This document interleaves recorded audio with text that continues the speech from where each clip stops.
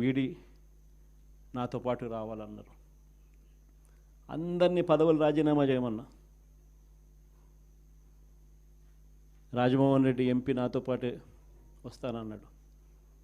అన్న రాజీనామా చేయన్నా. రాజీనామా చేశాడు, వచ్చినాడు. బై ఎలక్షన్ జరిగింది.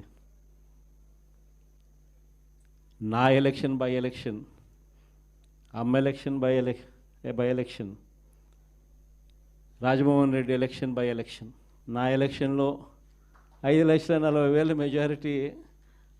ఆ 14th లోక్సభలో హయ్యెస్ట్ మెజారిటీ వచ్చింది మీ అన్నకే, జగన్కే.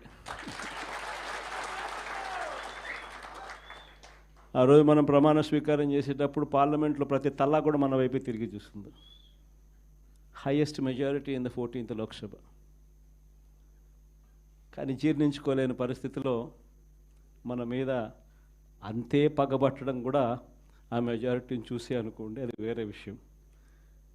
ఆ తర్వాత అమ్మ, తర్వాత రాజమోహన్ రెడ్డి కాంగ్రెస్ పార్టీలో ఉన్నప్పుడు పోటీ చేసినప్పుడు వచ్చిన మెజారిటీ కన్నా అంతకన్నా 2 మెజారిటీతో ఆయన గెలిచినాడు. 2.5 లక్షల మెజారిటీతో ఆయన కూడా గెలిచడం జరిగింది. అందులో 18 మంది ఎమ్మెల్యేలు నాతో పాటు అడుగులు ముందుకు వేశారు. 18 మంది ఎమ్మెల్యేలు అప్పట్లో నాతో పాటు అడుగులు ముందుకు వేశారు. ప్రతి ఒక్కరికి చెప్పా, రాజీనామా చేస్తేనే బయటికి రండి అని చెప్పి. మొత్తం 18 మంది రాజీనామాలు చేసినారు.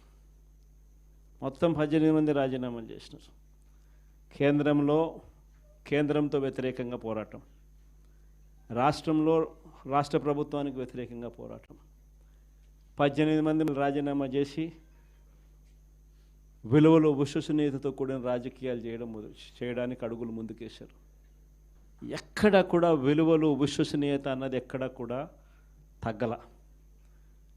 అప్పట్లో పవర్ ఛార్జెస్, కరెంటు ఛార్జీలు విపరీతంగా చంద్రబాబు నాయుడు గారు పెంచిన నేపథ్యంలో చంద్రబాబు నాయుడు ప్రభుత్వం మీద అవిశ్వాస తీర్మానం ప్రవేశపెడితే ఆశ్చర్యం ఏమిటో తెలుసా? తెలుగుదేశం పార్టీ అప్పట్లో కిరణ్ కుమార్ రెడ్డి ప్రభుత్వానికి సపోర్ట్ చేసింది.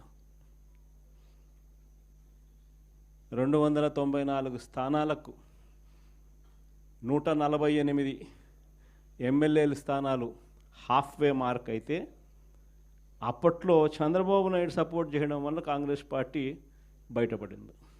చంద్రబాబు నాయుడు అండ్ కాంగ్రెస్